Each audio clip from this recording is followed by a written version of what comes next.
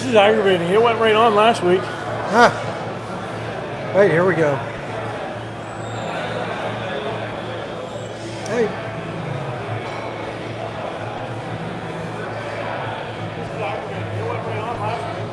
Here we are. We are live.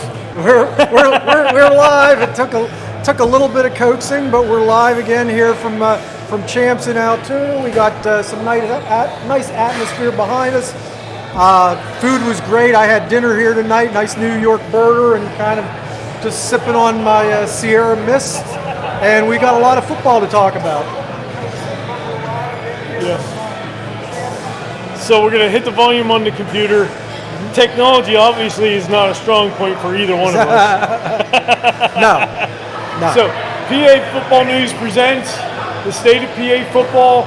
We got a lot to talk about tonight, Phil. Boy, do I ever. Oh, my. A lot to talk about this week. What an action-packed weekend we had. Let me pull some stuff up on the computer so we're ready to go here right away. But let me start off by asking you, where were you this weekend and how was your game? Well, I covered 3 games this weekend. I covered, on Friday night, I covered Chestnut Ridge visiting Central Cambria. Chestnut Ridge still undefeated. They've got a big game coming up this week with Bedford, I believe. Yes, that's a good game. Two undefeated teams in the Laurel Highlands Conference, which is the big week there. Richland's playing BG in another big game in that conference. This is a huge game. Yeah, they're all over. On Saturday afternoon, I went to Patton to cover Cambria Heights' last game at Patton Stadium. I saw that, where they won pretty handily over a rebuilding Forest Hills squad. And then Saturday night, I went to Mansion Park to cover Penn Cambria at Bishop Guilfoyle. But little did I know that game was going to take more than a day to complete because of lightning. So I took the trip back there on Sunday night to cover the remainder of it. Bishop Guilfoyle once again looks very strong. Penn Cambria, for a team that was 1-5, was much more competitive than I think a lot of people would expect.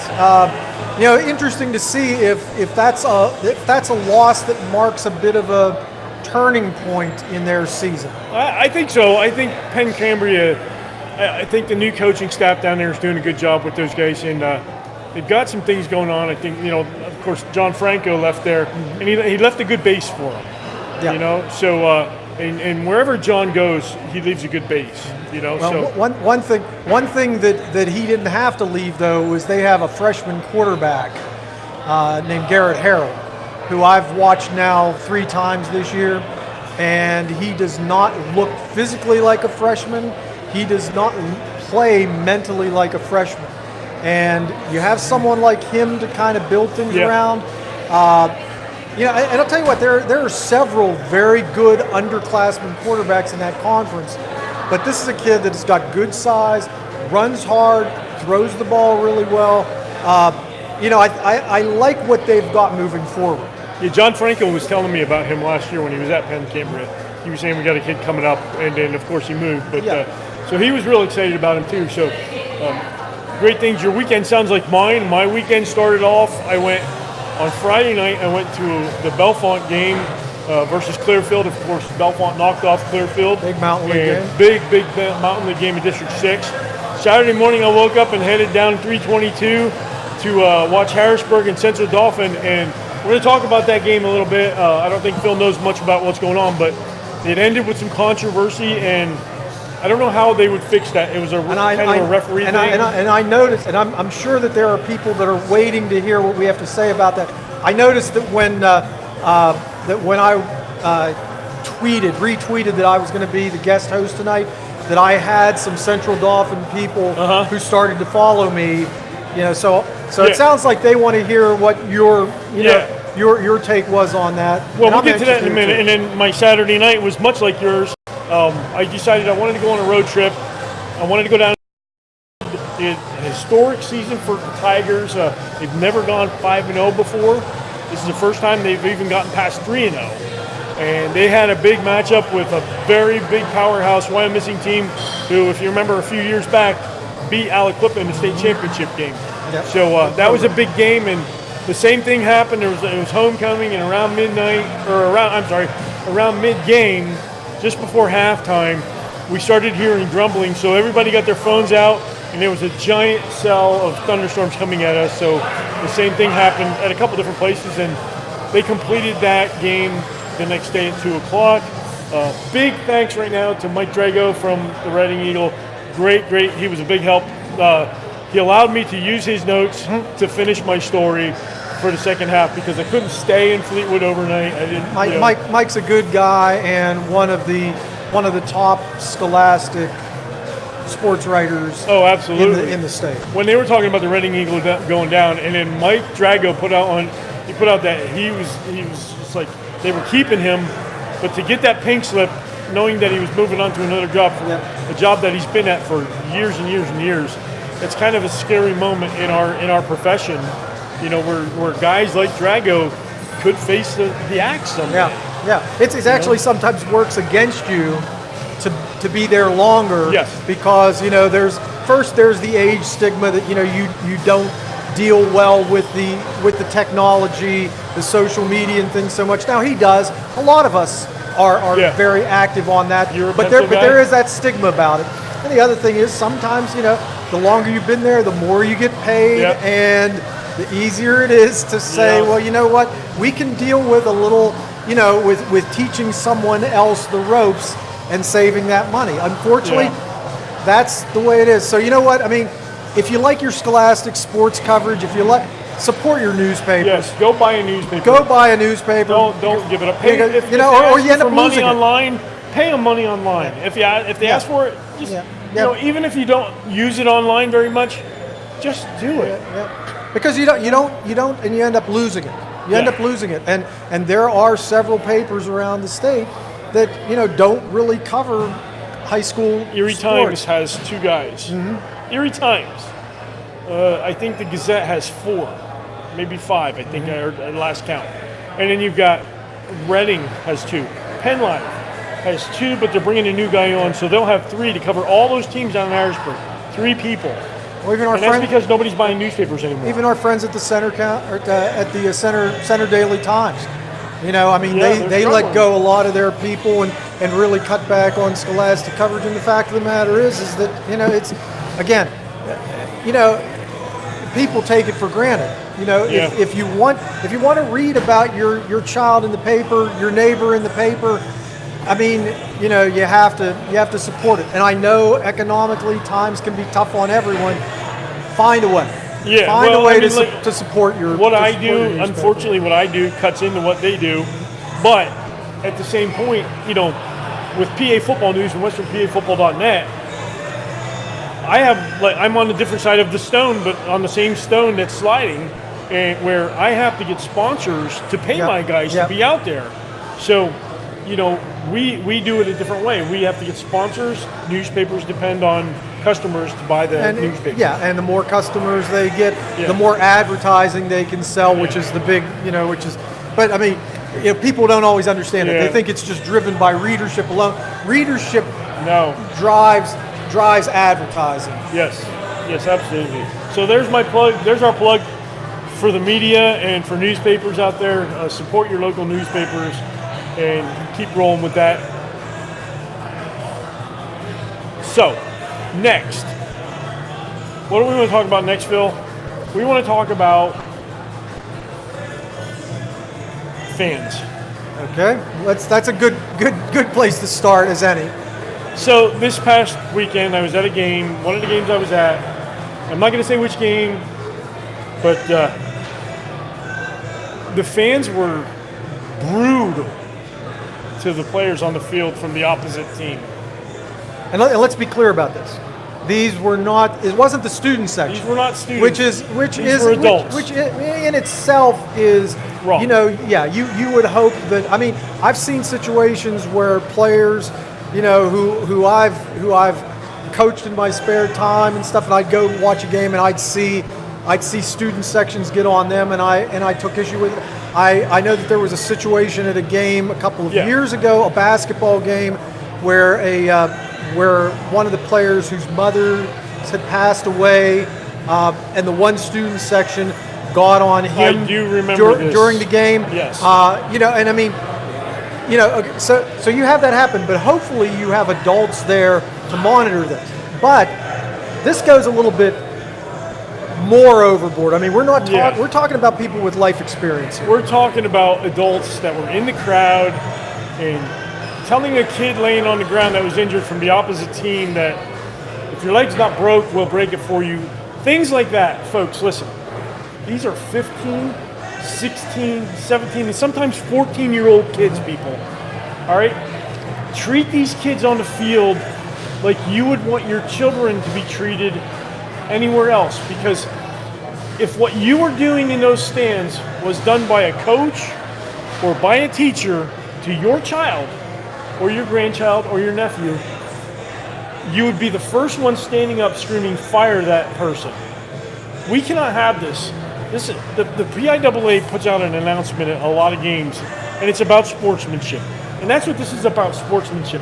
At the end of the game, those kids walk out, no matter how heated the game is, and they shake hands. Adults, be adults. If you hear someone saying something like that, turn to them and say, stop doing that, okay? Because that could be someone you know's kid, and it's just not right. So I beg and I plead with the adults out there, be adults. Let me take this another step further too. I've said this before. I look at things in a bigger picture. I look at sports, high school athletics, as a microcosm for the world we live in. I think it sets a lot of good examples. It can set some bad examples when we see stuff like that as well. And you know something, you end up, we've got a lot of negativity and a lot of hatred in the world. We've got enough as it is. And I know in the 1950s that people would talk like this in the crowd, would yell down. But you know what? You didn't have Twitter for it to continue on back then. You didn't have people videotaping in the stands to continue showing it.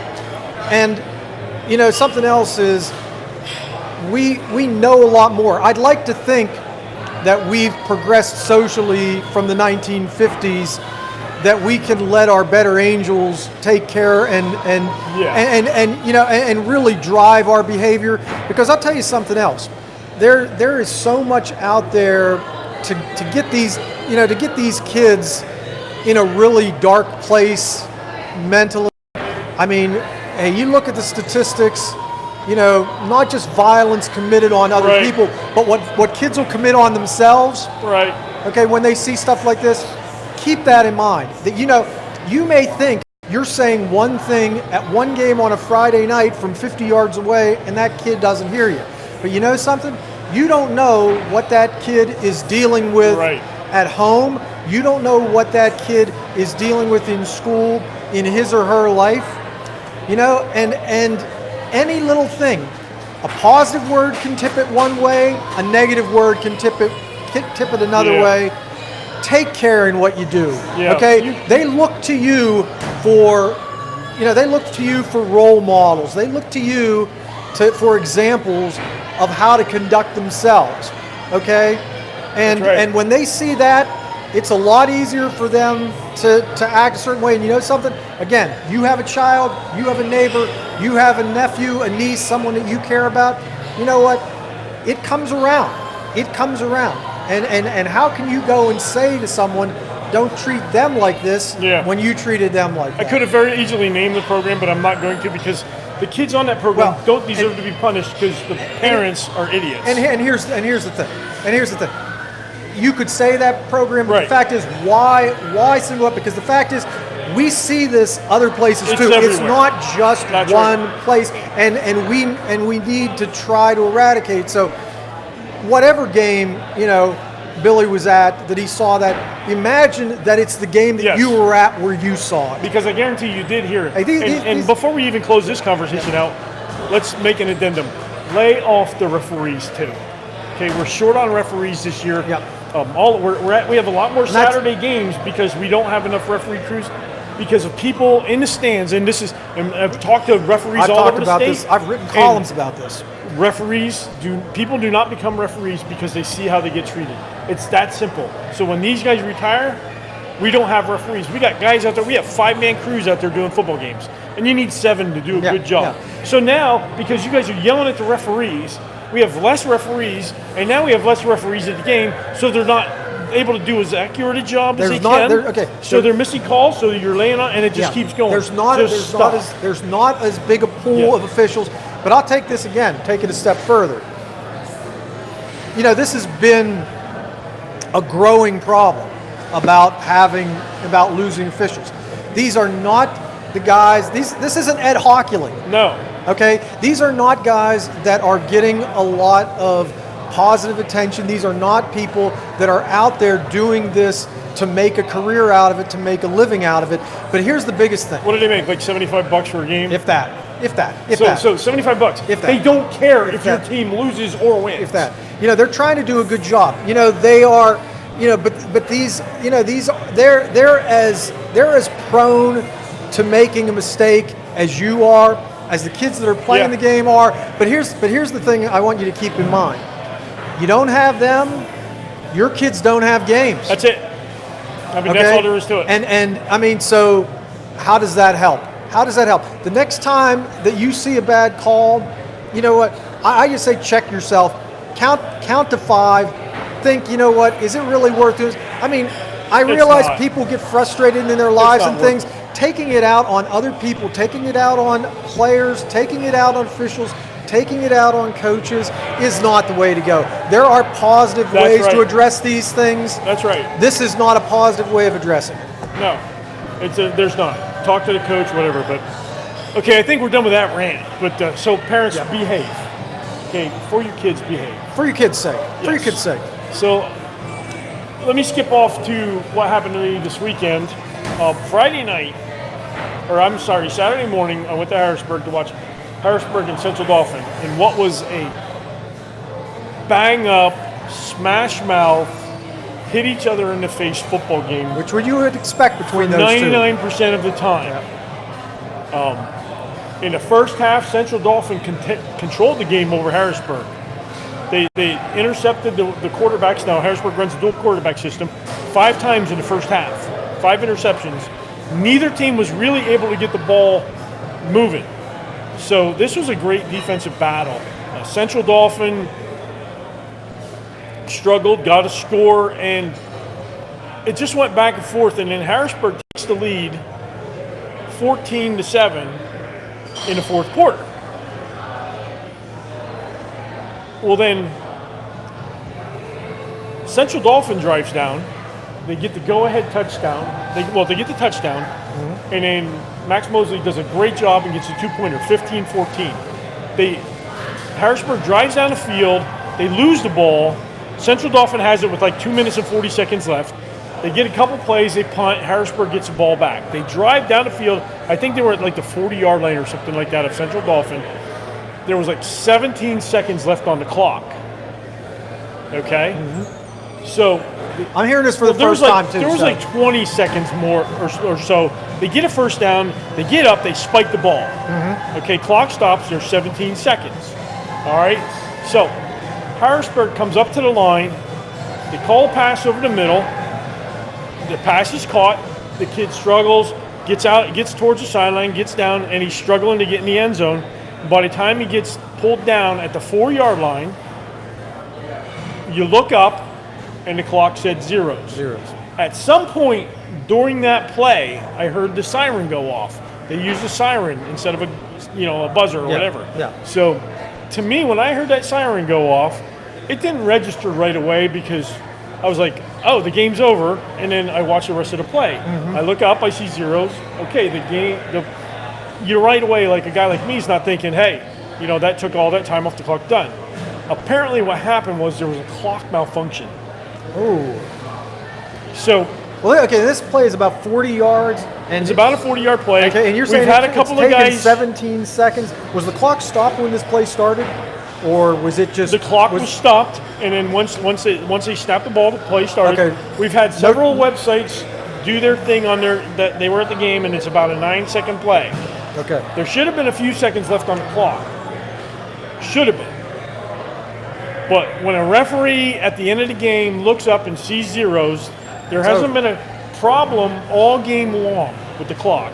No problem. So their hands are tied. they can't. They're not keeping the time. I don't think they were keeping time on the field. I don't think they would in that situation. They So- only would if they knew that there was a clock And there was issue. a lot going on because this was there was only 55 seconds when Harrisburg got the ball back. So they went in hurry up offense. Yeah. So there's a lot going on, a lot for these referees to take in. They got to get the ball, they got to move it, they're in a hurry. They're trying to give Harrisburg a chance to get the ball down. So the game is over. Central Dauphin starts celebrating, and you hear the announcer, who was a good friend of mine, Dave Bourbon, and he announced that he was upstairs, and he says there was a mistake on the clock. 5 seconds has been put back on the clock. At that point, it's not up to the people up in the booth to do that. Yeah, correct. So where was he? Who was doing? Now, was it the booth that was doing this? the people in the booth put the 5 seconds back on the clock. The officials did not. The officials did not ask for 5 seconds to be put back on. They had said game over. The Harrisburg coaches were arguing it. They said, look, there's nothing we can do. Yeah. The clock says zeros. We weren't keeping the time because, we didn't have to keep the time all game long. So, and I guess the explanation was after they snapped the ball and he stopped the clock, after he spiked the ball and they stopped the clock operator hit the wrong button during the startup of the next play, and it went right from 17 to 0. Oh, so like a reset button almost. yeah. So, I mean, I'm not blaming the clock operator. I don't know if there was a malfunction. I don't know what happened. I've been told by a couple of people that the equipment in Harrisburg is pretty old. So that's kind of what happened to me at Harrisburg to start to get that going. But I don't want to talk about that. I want to talk. That was a good game, Phil. Yeah. I mean, this is a game that Harrisburg had 5 turnovers in the first half, and they were only down by 1 score. This is a game that, in the second half, each team had 2 turnovers. This is a game that Central Dauphin missed 2 field goals, and yet it went right down to the wire. And what a great game it was. So they didn't put the 5 seconds back on the No, clock. they correct? did not, Okay, because which is okay. there was no reference play Okay. for the referees. Yeah, couple thoughts here. Unfortunate for Harrisburg, they probably should have had another play. Yes. But to me, that sounds like the officials did what they were supposed to do. That's not something they're in charge of doing. No. It's unfortunate, but that's the way it works out. And I'll tell you, when I coached basketball, varsity basketball, we were in that position. Not anything quite similar to that, but I'll tell you how I always coached my kids. I always said that, you know what, if you play a perfect game, the odds are you're going to win. Yes. If it comes down to a way that you leave it into the hands of an official's call or a clock error, Right. or something like that, and you lose, and you played your best, but you made mistakes, Right. You live with it. I agree. And you know what? And that's the message with this. I mean, yeah, it's a tough loss for Harrisburg, but at the same time, okay, nothing anyone says is going to change it. No. Nothing's good. So we make a teachable moment out of this. And again, you know what? You work harder. You use that as motivation, so that the next time you play a game like that, you do not let the game come down to a position where some kind of fluky thing can play into the outcome. It's tough, and I feel bad for the Harrisburg kids, but in the same time, I mean, the referees did the right thing. They had no reference point, so bounce back, Harrisburg, and go for it. You got State College this week. Bounce back and try to win this next game. Yeah, and one loss, 2 losses are not going to derail Harrisburg's season. Harrisburg is such a tremendous team, but again, this if Harrisburg plays this right, this could be a nightmare for the teams that they play coming up. It could be. If they don't sulk about it and say, "Oh, we got jobbed. We had a game stolen." That's right. And by the same token, we're focusing on the Harrisburg point of view here. Hey, Central Dauphin, that is a huge win. You earned it. You earned it. That's right. You earned it. Oh, it was a big win, too. Savor that, and again, build off of that. That's not your season either. Yep. That's a big win and a stepping stone to something else if you play it right. Yeah. So, I mean, that was just and then, like, you know, my day got even more bizarre because I get to Fleetwood, and it's their historic 5-game win streak. They've never done it before. They've got powerhouse Wyomissing, who is just rolling good teams, really good teams, coming to town. They're fired up, and let me tell you something, Phil. The place was packed. I mean, it was standing room only, 3 deep, huge crowd, and 21-0 was the halftime score. Homecoming, or I think it was homecoming, or it might have been senior night. But and then the rains came, and it had to be continued to the next day. And but I was fortunate enough to be able to meet the players from each team, and that's always one of my goals as a sportscaster. And for what I do with Keystone Football Recruits and PA Football News and WesternPAFootball.net, I like to meet people and let them see who the guy is behind the board. So that was exciting. And the thing about that is, okay, so that's the game that got suspended. Yeah. Correct? Okay. Now here's the thing about that, and Fleetwood goes on to win. Or no, Wyomissing wins. 35-7. Okay. But Fleetwood's in the midst of its best season ever. And you know something?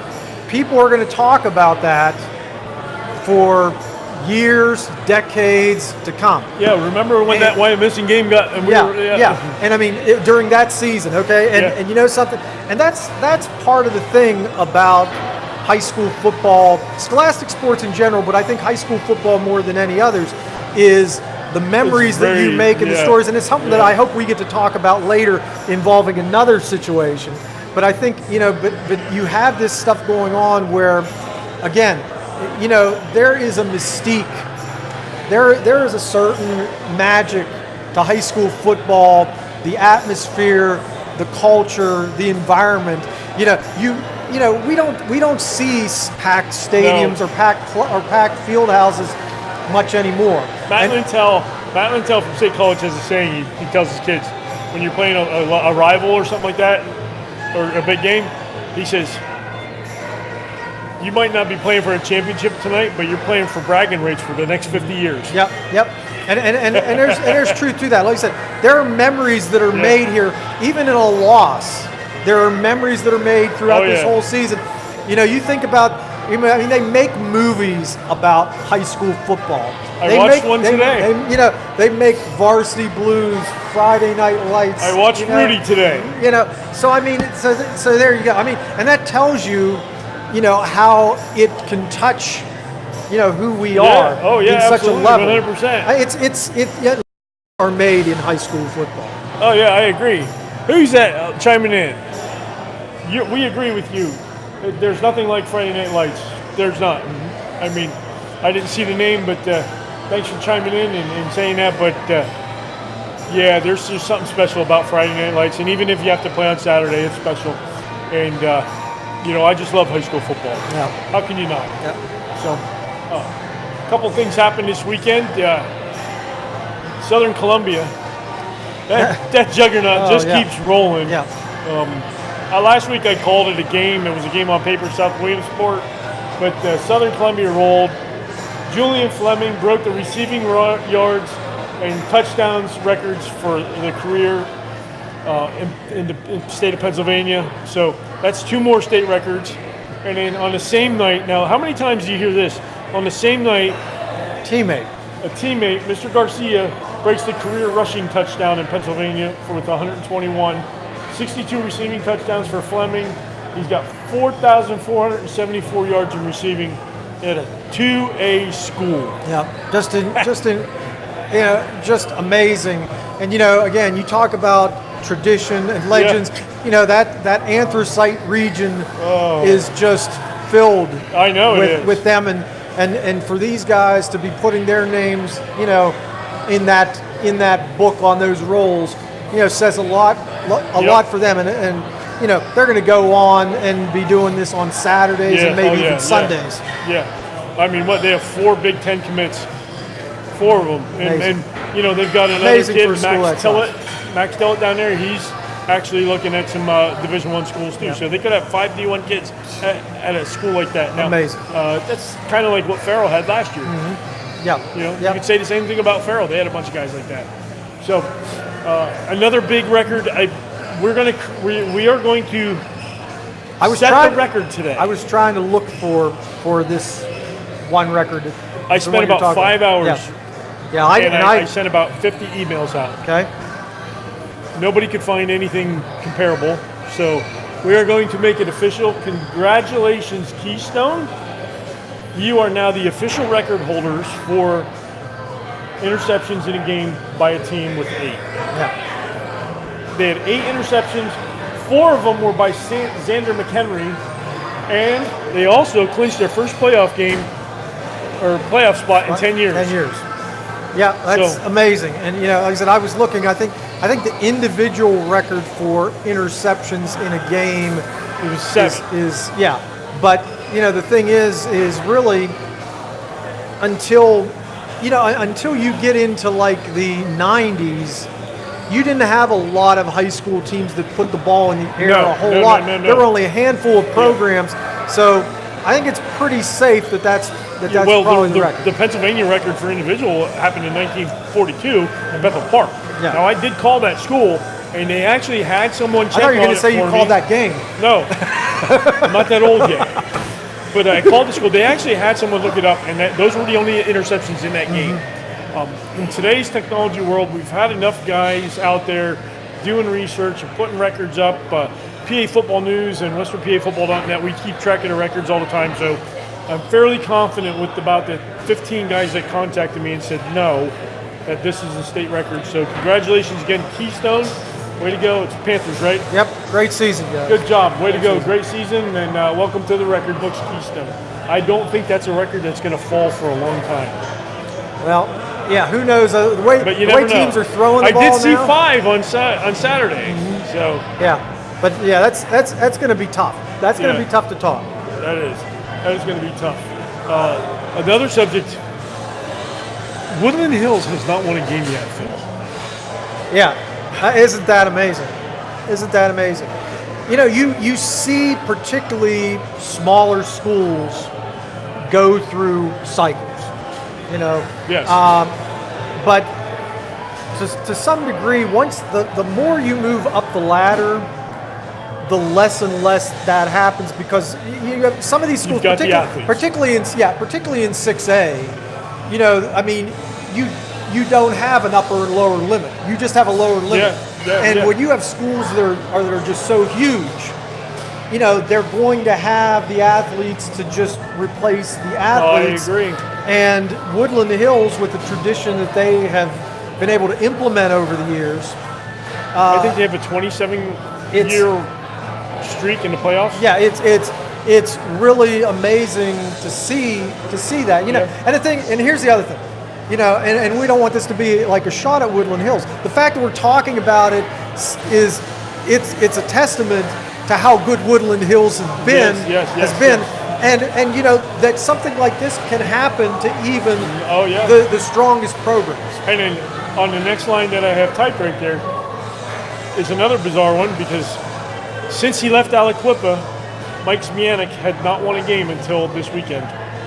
It's his first win away from Aliquippa after 2 years. And again, there's no one that can say, he didn't suddenly forget how to coach. No. I mean, granted, Aliquippa, you have the tradition, you have athletes. He was at Ringgold. You have the players. Yeah, you have the players. So, it wasn't like he forgot things. Happy for him. Get off that line. Happy for his kids too. Happy for his kids. Happy for the kids. Way to go, Seton LaSalle. Good job. So, that was amazing. I just can't believe it. And this one's on you. I'll let you take this one. 60 years at Patton Stadium. Gone. Yeah, well, and you know what? We talked about it in 60 years. That stadium goes back longer than 60 years because Patton High played there. And Patton High merged, I believe, with Carrolltown, or maybe it was East Carroll Township, and Hastings to form Cambria Heights High School. But Patton Stadium goes back longer than that. I think the bleachers are still the original bleachers. But just kidding, guys. But in all seriousness, I talked to some people. I talked to some kids after the game. I went and got a bite there at the Sheets right across from the stadium afterwards. Talked to a couple of the female students that were there. Asked them what they thought. The one girl said to me, she said, "Well, I don't want it to go," and I said, "Why?" She said, "Well, I can't walk to the new field." but the thing is, I guess that would be kind of a bummer. But the players I talked to, bittersweet. They want to go back to playing Friday nights though. The field that they built next to the high school, is more modern. I mean, I think there are advantages to playing there. It's been a long time coming. They built that field a long time ago. The story they said why they couldn't use it is because it wasn't regulation, length, or width, but they took care of everything. They have lights now. They will go back here in a couple of weeks and play their first night game of the season there.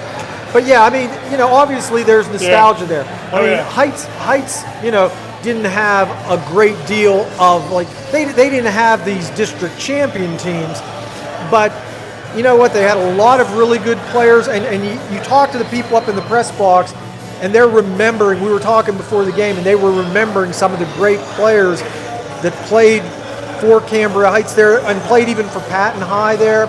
Some of the great players from other schools that came through and played there. I mean, you had some, great athletes from Johnstown, from Bishop McCourt, schools like from Forest Hills that played there. So, a lot of nostalgia. Yeah. A lot of nostalgia. That it was their homecoming. I mean, it was pretty nice. I know. Was it Freeport last year when they shut down their famous? Or 2 years ago, they shut down their stadium. One of my reporters, Phil Myers, went to the game, and they took a clipping of grass and brought it home and kept it as a memento of that field that he's been to so many times. So he brought a little piece of the sod home as a memento, and he kept that. It's always it's kind of weird, but not when you lose your original stadium. Like I said, football is a little different. Football is a little different than other. It's not much different than somebody keeping a stadium seat from a baseball team. Yeah. But I mean, it's just there's just something Berman? different about that. It's for you, Dave Berman, because I saw you posted a picture of the stadium seat you were standing with. And so I saw that. And by the way, I don't know. Do you know Dave Berman? Very well. Dave Berman. They call him the king of selfies. My life is complete. I got my selfie with Dave Berman. I don't think there's 3/4 of the population have a selfie with Dave Berman. I'm not sure if he has one with me yet. Now I have hit the annals, and I am now. Whenever he wants, he can pull that up and say, "Hey, look, here I am with Billy's plane." Oh my! So it was great to meet you, Dave. Finally met him. I've talked to the guy a million times online, but that's one of the perks of this job and being online at the same time. So online does give this job an extra perk. Yeah. You get to meet so many different people. Yeah, definitely. And it's awesome. Some more records broke this weekend. We've talked about this kid every single week. It's amazing. Division I coaches. I know it's a 2A school, but Aaron Tobias threw for 539 yards and 8 touchdowns this week. Both school records. Yeah. Absurd. I mean, we were talking about, these are video game numbers. Video game numbers. Against good teams. Mm-hmm. I mean, these are not, and they've got a big game coming up this week against Belfont. Belfont, a big winner of Clearfield this for a win out in District 7, 410 yards. Congratulations to you, Jack. Colin Johnson and Cathedral Prep. Now, I want to talk about that game for a minute. Cathedral Prep went down and played Fort Hill, Maryland. You know the program. When I worked at the Altoona Mirror, Fort Hill, I was down there. Sometimes they would play Chestnut Ridge. They played Hollidaysburg. That was a program that's had a great deal of tradition, and now actually might be in its golden age. They might be as good as they've ever been. I mean, 3 state championships in a row. And here's a little nugget that I put in my article, or we put in Shane's article. But they've played 21 teams in Pennsylvania since the last time they lost to a Pennsylvania team. You have any idea who that might have been? Chestnut Ridge. It was Hollidaysburg in 2009. 2009. Yes. That was the last time. So since then, 21 teams have lined up and tried and failed at beating Fort Hill, Maryland. This is the first loss to a Pennsylvania team to Cathedral Prep since that 10 years. Yes. 10 years. No, I'm sorry. It was not 2009. It was 2003. Okay, that. Yeah, it was 20 years. Yeah. It's been a long time. I'm going to correct it again. I think it's 1998. I'm almost positive. Yeah, I was going to say because it's a long time. So, anyways, that's what happened there. Colin Johnson tied a school record, 355 yards there. You know, we're seeing a lot of air totals getting broken, records all over, and I think that's indicative of what's going on in football today. Yeah. You know, so that happens. Jalen Carson in that game also for Cathedral Prep, 4 TD catches. That's, believe it or not, is a school record for Cathedral Prep. Yeah. Surprise. Well, you know what? You know, for how many years they were a rushing team, but now you know the game is evolving in a little different way. There's another guy. You know this name, Kyrie Miller from Ligonier Valley, single game record, 256 yards. He also broke the touchdown record for Ligonier. There's Aaron Tobias with his 8 touchdowns. John J.J. Woodard. Erie went to play Du Bois, and he went ballistic. He scored every which way of Sunday. He had 8 touchdowns in that game. Yeah, I think he had a punt return. And what was it? It was like a 17. They were down 17. They were losing. They were losing at halftime. And ended up scoring 70 points. Scoring 70 points. I don't know what happened there to the Du Bois, but come on, coach, get that chip turned around and don't let that happen again, man. I don't want to see that. That's just, you know, it's not your fault. Sometimes the waterfall just can't get stopped. So that's some. Well, you play teams like that, you know, and that stuff's.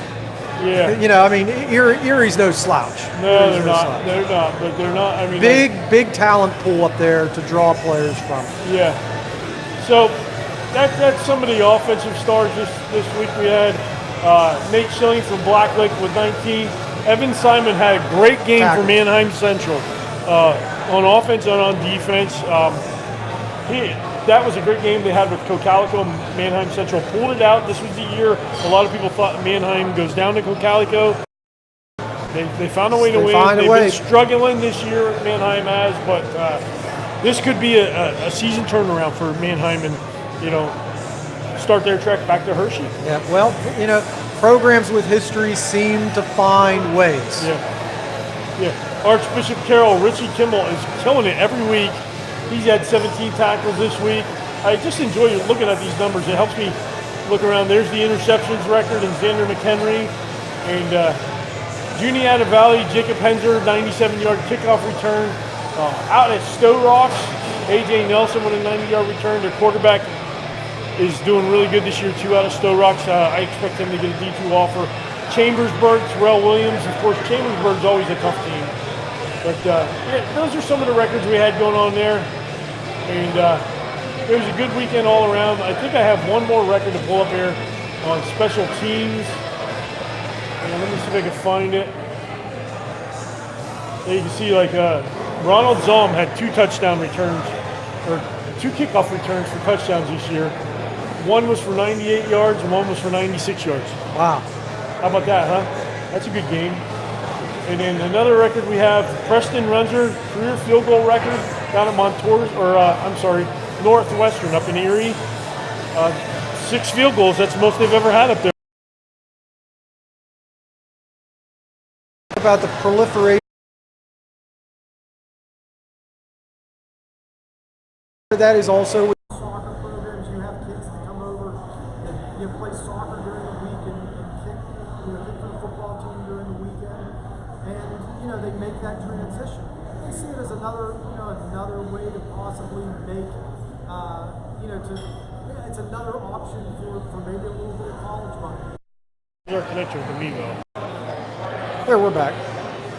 And we're back. Sorry about that. Somebody called in and screwed my internet up. But, don't call Billy between the hours of 6:30 and 8 o'clock on Tuesdays. I don't know how to shut that off. If you know how to shut off Billy's phone, message him. Do not call him. message him and let him know. Yeah, don't call me. Don't call. All right? No call. Yeah. That's funny. That is Call funny. me. Call me maybe. Yeah. I'm not going to sing. I promise I wasn't going to sing it. So, anyway. Technology. It kills me. So, anyway, let's talk about some big games that happened this weekend that affected our rankings. Bellefonte, of course, we talked about that one early. 28-19 win over Clearfield.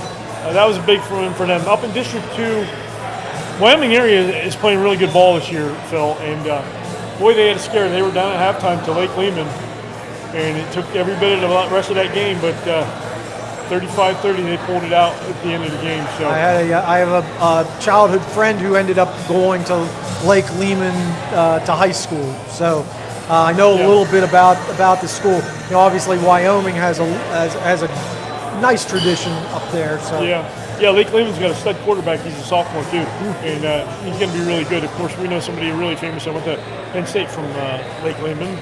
He was a big lineman. His name was Connor. Yeah. So you know, coach up there knows what he's doing. Big one out west in the Whippeal, Central Catholic, Pine Richland banged heads, and this kind of surprised me. Because I was worried about Central Catholic's offense, but they put some numbers up on Pine Richland that we're not used to. Yep, they found a way to put it together for one night now. Can they continue to pull that on, to build on that as they get ready for the postseason? Yeah, 29-7. And I can't believe you just mentioned that, but yeah, we've got teams. We're a month away. We're in the home stretch. Yeah, it's amazing how fast this year is going. Down south in southeastern PA, I got a soft spot for this team, Strathaven, and big win for them. They knock off undefeated Marple Newton by a score of 10-0. It was a tight game. Of course, Strathaven isn't known for putting a million points on the board because they run that wing team. Mm-hmm. So you don't score a lot when you run the wing team, but you got to have a good defense. So congratulations to them. New Brighton had a big one out west, and that was a 31-18 win. There's that Cathedral Prep score, Clarion and Kane. Clarion's a real deal, aren't they, Phil? I think so. You know, they've kind of in the last 5-10 years really kind of established things, been building, and again, this is Kane's had some nice teams over the last few years as well. So this is, I think, a nice win for Clarion. Taking another step here. Yeah, and Kane is back. I mean, they had a couple down years, but they're back and they're playing good. But I think that merger with Clarion Limestone is paying benefits. It's definitely paying dividends. Yeah, definitely. Hickory over Grove City this weekend. Grove City was ranked for us, but looks like Hickory's back. I mean, there's a team that had a couple down years. They found their way back. Close game, 2-point game, and what you have here is, again, that Mercer County. Yeah. You have teams just beat each other up. It's like we talked about the Allentown, Bethlehem, Easton area and the parity of the teams there. Right.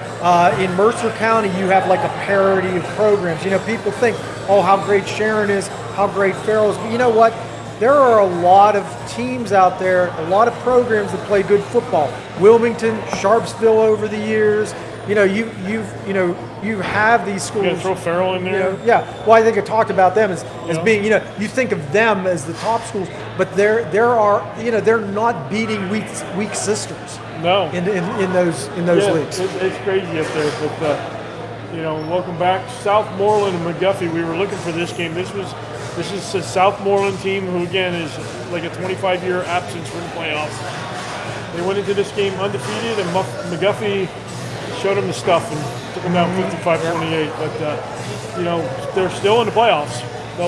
They will appear in the playoffs this year. But that for McGuffey though, that's something that again, that's a game that when playoffs, is nice to have under your belt. Oh yeah, definitely. Nice one to have under your belt. Another one. There's a Southern Columbia score, 76 points to 6. I mean, that's another record they may end up accidentally breaking. Is the points scored per team in a season. Accidentally breaking. Because they can score at will. It's just they're 13.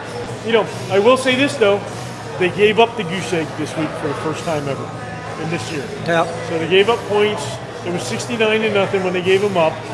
Well, that's it. It's time to shut the program down. That's it. Close it up, Jim Ross. Close it up, done. Jim. It's done. You gave up points. Yeah. It's done. You're never going to win again. Yeah. Cheltenham, my guys down there, the Tigers, they put a big one up over Upper Dublin, 41-7.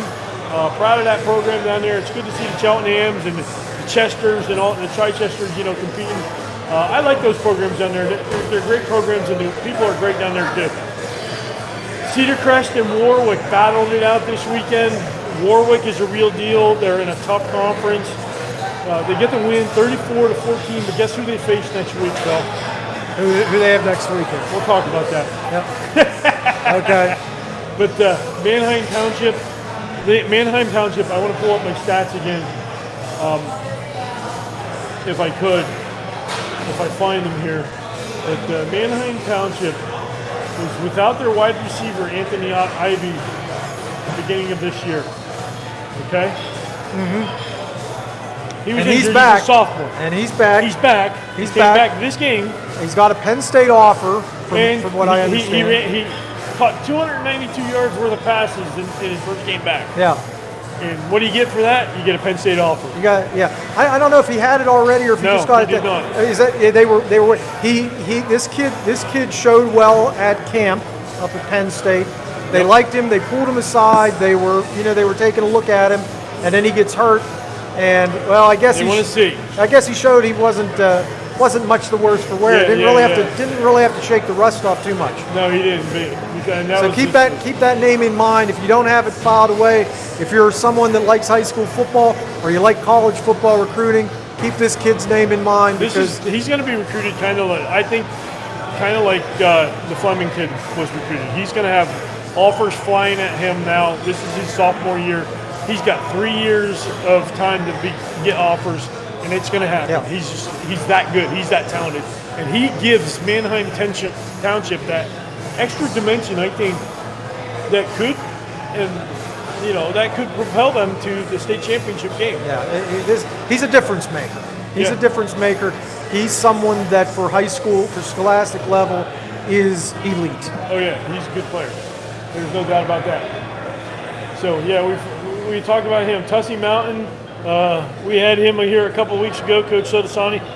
Big battle for them with Juniata Valley. Juniata Valley, they're 4-2, but they're a good 4-2 team. Yeah, they've lost both games. Lost by 5 total points to Bellwood and Tussey, and Tussey on a collision course with Bellwood, which I think won its 33rd straight inter-county conference game.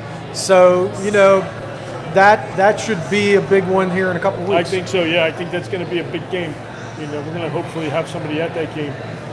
Back on the east side of the state, my dogs, Berwick Bulldogs, my alma mater, big battle with Valley View this week up in Peckville, and it went right down to the wire. Berwick had the ball deep in Valley View territory. They just couldn't punch it in for the tie. So congratulations to Valley View. The Cougars did a great job. And 35-28, Red Bank Valley. Look at Red Bank Valley. They're 5-0. They're now 6-0. 6-0. Yeah, so big win over Smethport. North Schuylkill is back after one loss. Yep. They put a thumping on Jim Thorpe this weekend, 41-20. Saturday's games, we had the Central Dauphin 15, Harrisburg 14. What I thought was going to be a good game, Milton Hershey and Trinity turned out to be a blowout. And there's, on Sunday we had Wyomissing finishing their game 35-7. So that's the scores that were for the weekend, Phil.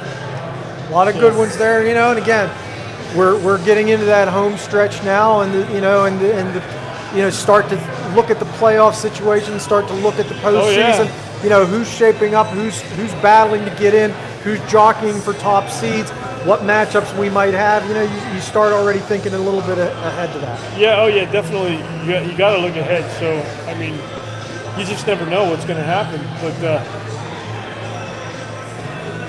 when we looked at the schedule the last couple of weeks and we tried to come up with some big games here, it was pretty difficult. But looking at the schedule this week and going forward, there's a lot of good football games coming up. Mm-hmm. So I don't know if the schedule gods do that on purpose or if it just happens that way. Yeah, I think, it just seems to have worked out. Well, like I said, the area where I live at, Northern Cambria County, and Laurel Highlands Conference has two games this week that really, loom large in terms of possible conference championship. Yeah.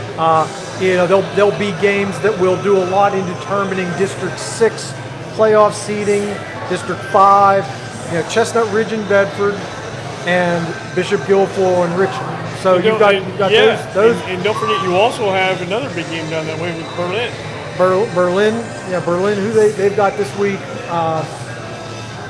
Is this the week they play Myersdale? This is the week they play Myersdale. Myersdale, which is, these schools they're only like 20 minutes apart. So that's something Myersdale having a really good year. It seems like Myersdale is usually a good team that about every 4 or 5 years has a team that's really outstanding. Doug Paul at Berlin, he's made Berlin this program that year in year. If they lose 3 games, it's considered a downhill. Yeah, and I love Doug Paul. What a great coach to talk to. He's such a nice guy, and he's one of those coaches that you want your kids to model themselves after. You want your kid to be like a Doug Paul. He's so into his kids and so kind to his kids and helpful and does the extra stuff and goes the extra mile and doesn't get stressed out. I like his coaching style. He's got a great style. But, they had an opportunity to just come at them. Let's talk about that. Let's Go talk ahead, about Phil. this. Okay. So I was on Twitter a couple of days ago, and I saw the Berlin football Twitter site posted that they're probably going to have an open date on the 11th because Conemaugh Valley is one of these programs this year that's having trouble getting enough kids to play, and they may not have enough to play against Berlin that week, and so they might end up having to forfeit that week. Now, Berlin could take the forfeit, or they have the option of trying to fill the spot. Well, they put out feelers to fill that spot, and they got a reply. A big one. A big reply from St. Francis of Baltimore. Who last I checked was the number 2 team in the USA Today national rankings. And and Berlin put on there that joking about getting this kind of reply, and they're like, well, but we don't know if we're gonna if it's wise or if it's prudent to go out there and play this team. Yeah. And now I play devil's advocate. Yeah, Phil likes to do that, and Phil. Well, I believe in it though. Yeah, I believe in it. He does. As a coach, Phil, tell us what you would do. As a coach, I would do it. Because I think that there is, and I've said this before, I think when you're coaching young people, it's, again, athletics is a microcosm for life. Yeah. I think that that sports are a conduit to learning life lessons, to doing things that will prepare you for succeeding in life. But I think the other thing that sometimes we overlook is that the now for these kids. Yeah. The now for these kids. And to get an opportunity to play a team that has, a dozen Division I Division I players on its team, commits on its team right Not now. just offers, right they're now. committed. Guys that are going to be playing at the Penn States and the Michigans and the Ohio States and the Notre Dames in a couple of years. Okay? Something? You can go out there and win the District 5 championship, but to be able to tell your kids, in a few You played years, against a Joe Namath. that you played against, or you played against a Jerry Rice type of player. And the thing is, that's what I mean.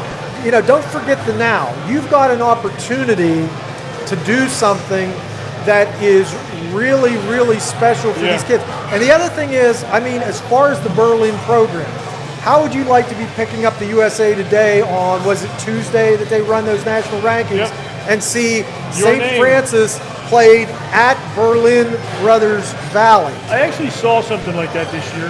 National Christian Academy came to our Woodland Hills experience with the West versus the Rest.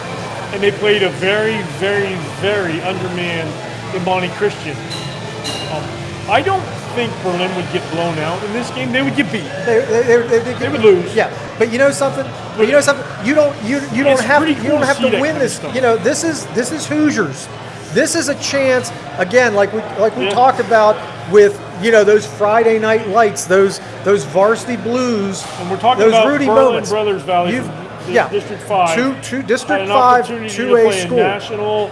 A nationally known team who was number 2 in the USA Today countdown. Now let me make my case to Doug Paul and anyone at Berlin. Hey, Doug. I realize that you're looking at this and you're thinking, you know what? They're so much bigger than us. We risk injury. Well, you know what? If the game gets out of hand, then you know what? The game goes so fast you don't have to worry about that. Okay? You can say to your kid, you can say, well, maybe the kids will get intimidated. Maybe it will hurt them psychologically. I don't think so. I know how good of a coach you are. Yeah. I know that you can use this and say, you know what, guys, you are never going to play a team like this again. You know what? You play Southern Columbia. Southern Columbia, as good as they are, does not have the roster of St. Francis. That's true. Okay? So I mean you look at this, okay, taking nothing away from Berlin. Taking nothing away.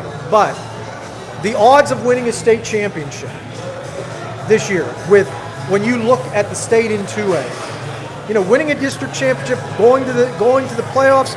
I think for Berlin, you've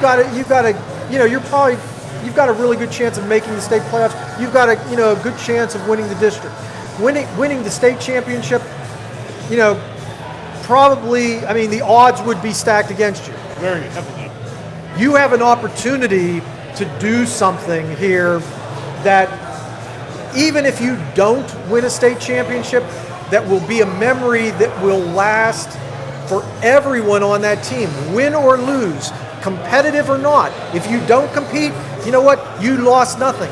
If you do compete, this is something that will be talked about not for years, but for generations. And you say, okay, well, guys can get hurt. Hey, you know what? If you play an outmanned team with kids who, really just aren't ready to play and don't know what they're doing, your kids can get hurt against them. Kids can get hurt in fluke fashion. The fact of the matter is you have good kids that are well-coached kids that know how to play. St. Francis obviously has good kids that know how to play. In most cases, that decreases the chance of injury. Well, I'll tell you what. Let me say this. Sure, interject. I'm from Berwick. Back in the day, before state playoffs were happening, George Curry said, I'm going to bring Gonzaga College in here, and we're going to play them. And everybody said, are you crazy? Mm-hmm. George brought Gonzaga in, and guess what? Berwick beat them. Yeah. And back then, Gonzaga was huge. Yeah. They were a big, and then George Curry said, well, I'm going to bring St. Ignatius in. And he brought St. Ignatius in. They beat them once out of 2 times.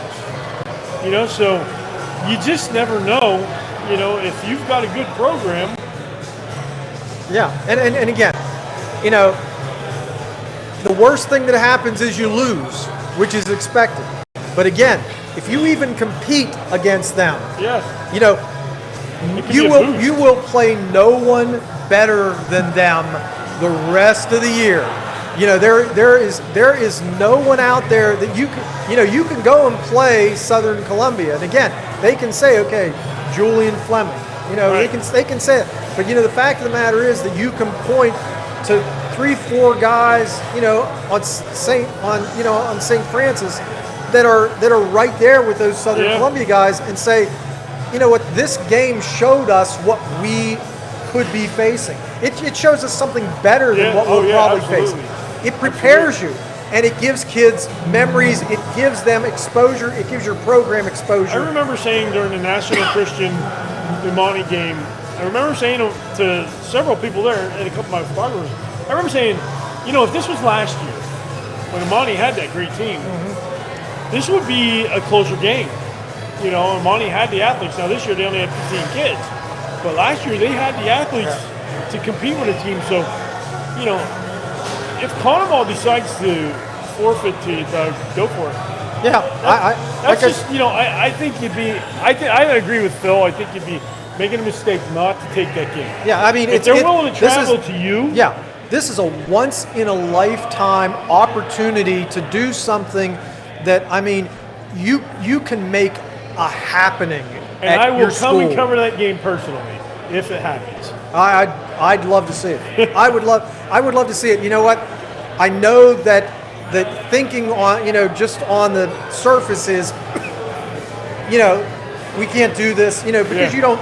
But the opportunities don't arise. You know, it's there, and who knows when you ever get this again? Who knows? You know, you've got this, and all it is to say, okay, we accept. Let's just roll out there. Let's play our best. We have nothing to lose, and let's see what we can do. Hey, I wanted to bring something else up this weekend. Two other, and I missed these scores, and I forgot about these games. I don't know how I forgot about them, but down in southeastern PA, LaSalle, who was one of our top-ranked teams, played our top-ranked team, St. Joe's. Oh. Okay, and so St. Joe's came out on top. They kind of ran away with it. It wasn't a huge score, but, you know, so that's an important game because that's a District 12 game. That's, you know, LaSalle and St. Joe's are both 6A teams. That kind of shows what LaSalle can do in the playoffs if they have to meet St. Joe's again.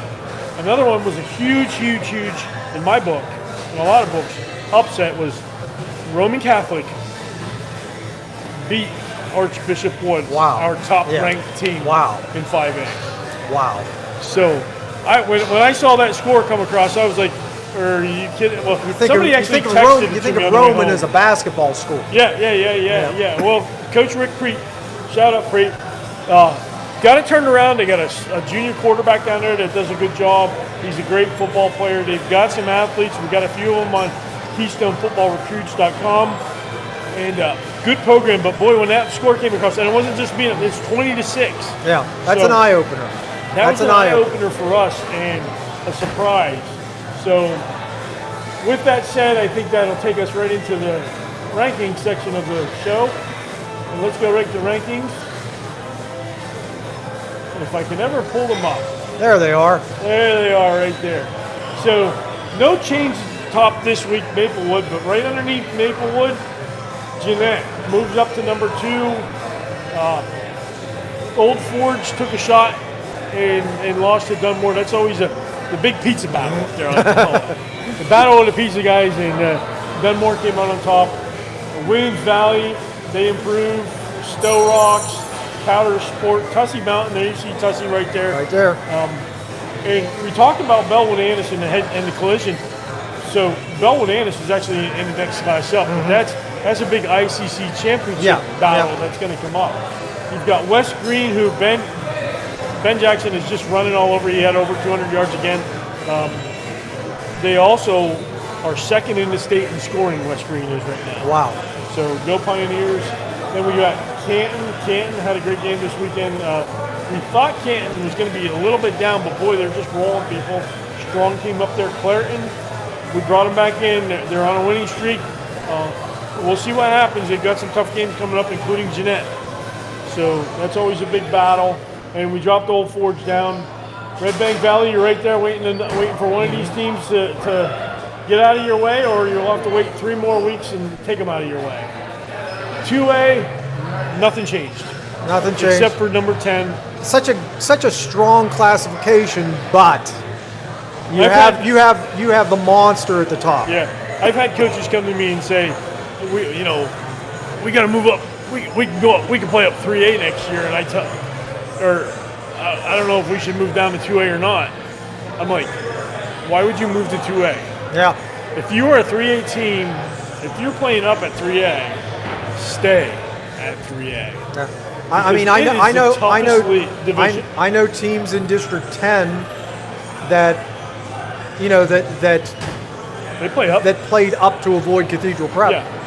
I know teams have done that. And I don't understand the logic in that either, because, I mean, are you just doing it so you don't have to play them because you don't want to play them? Because, you're a 4A school, and, the reason we went to 6 classes was to eliminate the State College DuBois game. Mm-hmm. We did this to eliminate that. And when you play up in 5A, just to avoid an opponent, you get in the playoffs, guess what? Yeah. You're going to see a bigger opponent. You're going to see a bigger opponent. So, so that makes sense. So no change there, Southern Ligonier Valley. The only loss was Kane. We bumped them down, and we brought Avonworth up in there. Kane lost to Clarion. Yeah, which is a good team. So in 3A, no change in the top 2, but we did move Wyomissing ahead of Montoursville just based on the eye test. When I saw that team play, I thought, boy, this is a state championship caliber team. Max Hurleman's a real deal down there. And Ledrowski, their fullback, he's tough to stop. They give him that ball and that wing tee up and inside. He's a big 6'3", 240-pound monster coming through that line. Yeah. And then you got Hurleman with world-class speed on the outside. I saw, he broke away for one. They got called back. Had another big run. So we moved them up to 3 and Montoursville to 4. Central Valley, we're going to talk about them in a couple of seconds. We bumped Central Valley up to number 5. They've got a huge game this weekend. Newman Goretti at number 7. We skipped North Schuylkill. Yeah, but keep an eye on Newman Goretti. Keep your eye on Newman Goretti because Albee always does what he does. Mm-hmm. So down in southeastern PA. Bald Eagle area is back. They're healthy. All their guys are back. So we moved them back in at number 8 or number 9. Number 9. Bald Eagle's back. And number 10, you might know a little bit about Bedford. They're playing good football. Yeah. Of course, they play Chestnut Ridge this week. That's a rivalry game down there. I think Ridge is AA this year. Yeah. And both teams undefeated. Again, I was at Central Cambria to see Chestnut Ridge play this week. The Pfister kid, they have a quarterback, tremendous runner, good passer, good all-around team. Max Shoemaker every year puts out teams that that even in down years, that they're going to battle. They're going to be fundamentally sound.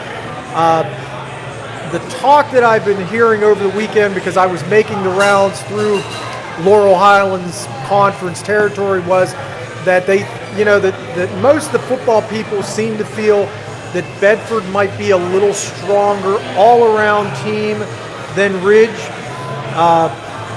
And like the Swaim kid, I think, playing quarterback for Bedford now.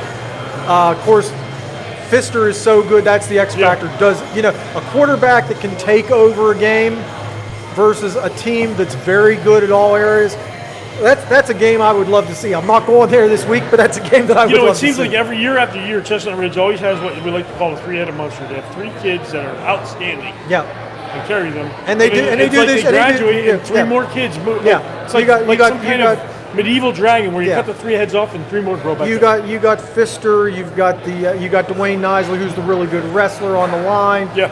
And you've got.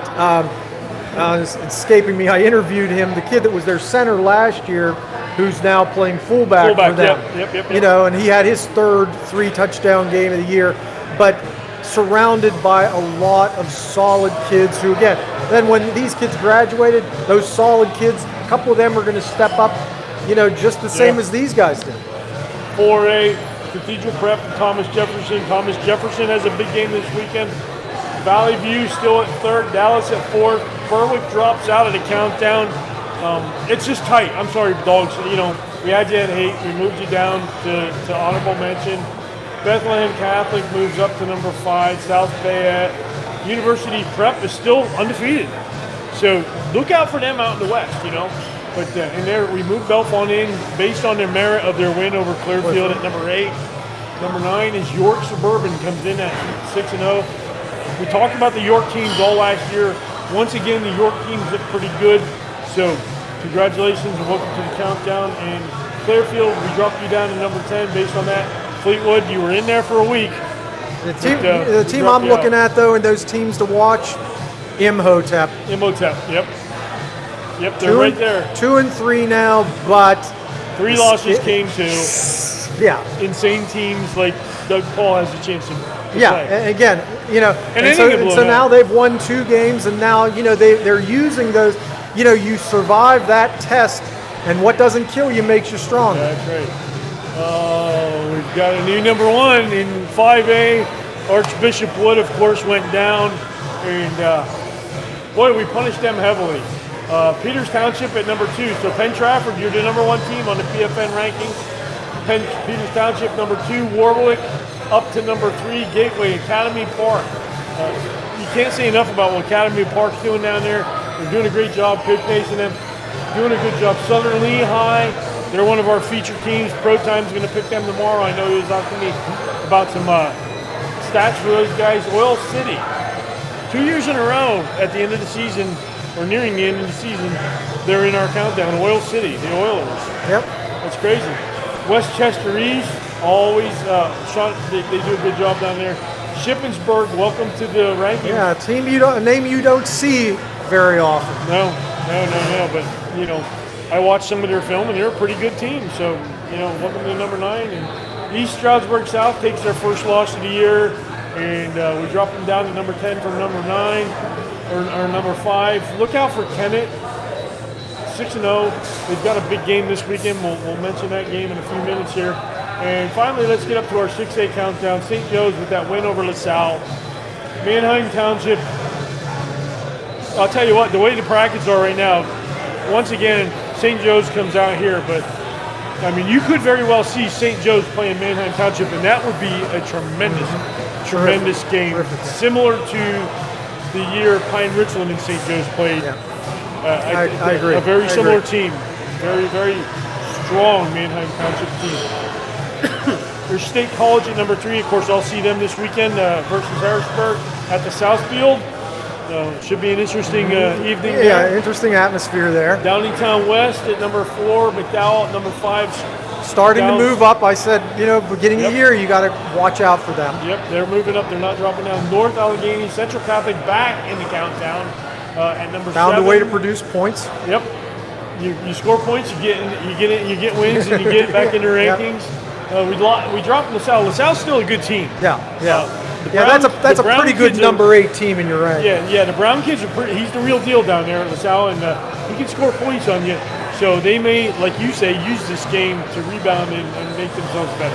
Pine Richland, you drop to number 9, and number 10 is Wilson Westlawn, who this weekend, of course, lost to Manheim Township.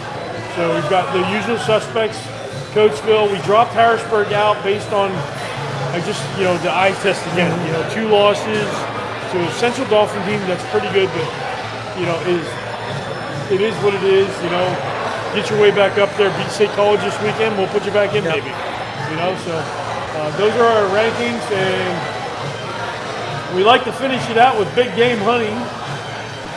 So big game. A lot of them this week. Of them this week. Just pick out a few that stand out to you, buddy. I like the Central Valley Thomas Jefferson game this weekend. Yeah, and again, although Central Valley is a newer school. Yes. Mark Lyons, great coach. A lot of football tradition at the schools that led up to it. A lot of football tradition already at Central Valley. And just from the area just from that county, always good football. TJ, year in and year out, Coach Turpak has them doing things. Another big one down in District 3 is Middletown. Middletown is probably this is their toughest challenge of the year so far. They've got Milton Hershey. I was at that game last year. It was a really good game. Jose Lopez and great running back. But this is where we see if Middletown has what it takes to get back to the Hershey for the 4th time. And of course, Milton Hershey here, coming off of that big win over Trinity. That's right. Yeah. So now, can they do it 2 straight weeks? Yeah, I know. It's always tough, But Milton Hershey's got some big kids on defense that they do a great job. So that's a big game. You got West Green in California kind of lost a little bit of its lackluster with California taking 3 losses. But another big one down in District 1 is North Penn tonight's taking on Sauerton. It's 5-1 against 6-0. So that's a good game down there. I'm looking forward to Suburban 1 League always turns out some very good teams. Yep. And it's tight this year, too, up in the standings. It's really tight. We covered the standings last week, and it's pretty close. And there you see the Myersdale Berlin Brothers game and the Chestnut Ridge game coming up. We talked about those. Big one. This is one where Eric Epler and I talk. We discuss rankings every week. I help out Eric whenever I can because we have to do what we can do to help each other. And he said he's gotten some emails. Why aren't you showing any love to Western Wayne? I said, well, if you look at the teams they beat, they only had 2 wins amongst them all at 5-0. Yeah. So this week we're going to find out if Western Wayne has mustard or ketchup. If you've been missing the boat, this week will show it. Yeah. This is when you find out whether they're still putting ketchup on their hot dog or they graduated to mustard. Oh, you're a mustard guy? Oh, jeez. So goodbye, that's when you folks. find out. See you later. Mustard is the adult condiment on a hot dog. Oh my! It is mustard and sauerkraut. Well, okay, I'll agree with you on the sauerkraut. See, there you go. But I like ketchup and sauerkraut. Maybe we should do a poll. We've seen that poll a million times. Yeah, but if we do a poll and it disagrees with me, I'm still right. Okay. I'll let him be right because he's my guest host. And another big one. Otherwise, I'll sing. So he knows not to disagree. Look at this one down in. A lot of people always mention Sean Pilkerson's Downingtown West team, but this year it was the same thing. Downingtown the battle East. of the school district. Yeah. So this is a big one, East and West down in Downingtown. Let's see. People are kind of skating over East right now. We've had them in our rankings, so let's see what happens here. And it's going to be a good game, I think. Clarion Ridgeway. Can Clarion keep the momentum going after that big win over Kane? Yep. Ridgeway will be a test. They'll provide a test. There's another inter-district rivalry right here. Northern and Southern Lehigh are going to lock horns. And these are all big games, folks. These are games with these are all like 5-1 versus 6-0, 6-0 versus 6-0. Yeah. So you can bet the rankings are going to change next week. You got Guilfoyle and Richland playing this week in a big game. And we talked about it last week. Richland, I went to Richland for the first time this year, and what a campus they have. Yeah. It's amazing. And Guilfoyle, Guilfoyle's a pretty young team. I mean, they played Penn Cambria and they win that game 20-6. Yeah. They sat out Keegan Myrick. They sat out a couple of their better offensive linemen that game. They rested them. Their other guys came in and performed pretty well. Now they did turn the ball over, I think, 4 times in that game. If they do that against Richland, but their defense held them. Yeah, but if they do that against Rich, it's going to be hard to hold Richland if you give them the short field. You can't afford to do that. But again, this is a game that'll be a real benchmark, a real test to see where both these programs are. I agree. This is a good one coming up here too. Well, I'll tell you what, Bellefonte and Penns Valley. I've got a guy covering that. If I didn't, I'd be there. And that's going to be a bragging rights. Of course, Shannon possible. played on one of the best Penns Valley teams ever. The coach Shannon Manning. Yeah. So he's a Penns Valley grad, and I forget what year it was. Was it 2003? 2004? Might have been, somewhere in that range. They went to the district championship. One of those teams that beat Bellwood, I think. Yes. So that's a huge game. I mean, you've got, let's just say it's Funk against Tobias. I mean, can they stop Funk and can the Raiders stop Tobias? Contain. Who can contain the other better? You're not going to stop. Because I don't think you're going to stop those guys. No. I don't think you're going to stop. I talked to Shannon Manning the other day on the phone. He says, Billy, can we beat Penns Valley? I said, well, if you can slow Aaron Tobias down, you have a chance. I said, it all depends on if they can slow down your running back, CJ Funk. Yeah. So that's going to be a battle. Well, and here's the thing. If Funk is able to get moving, you keep Tobias off the field. Yeah. So I think what this boils down to is going to be, in a way though, actually, because Funk's a quick break guy. Yeah, but the thing is, this might be a case where it's better for him to take 5, 6, 7 yards at a clip, eat the clock. Yeah. And let your offensive line kind of win this game for you. I agree. I agree. I think that's what it comes down huge to. Game in the Mountain League. Out west, Good evening, everyone. we've heard people Welcome to Champs. complaining. My name is Diana. We're So, going to have a lot of fun with you tonight. They're getting ready to do some stuff here, so we're going to wrap it up real quick. We got Freedom playing New Brighton, and we've got Ridley and Marple Newton, Juniata Valley and Claysburg, South Fayette. We ran over our time, and they're letting us know right now. And Easton and Freedom. Easton and Freedom. There's that big District 11 battle. So we're going to wrap it up right here, Phil. I appreciate you co-hosting. Glad to be here as always. We're going to be back in Altoona at Champs more often. We're going to change up the schedule, so I hope to see some fans come out and join us, and then you can play trivia later on when we're done. But for Phil Samore, I'm Billy Splain. This was PFN Presents the State of PA Football. Thanks everybody for checking it out. Later. See ya.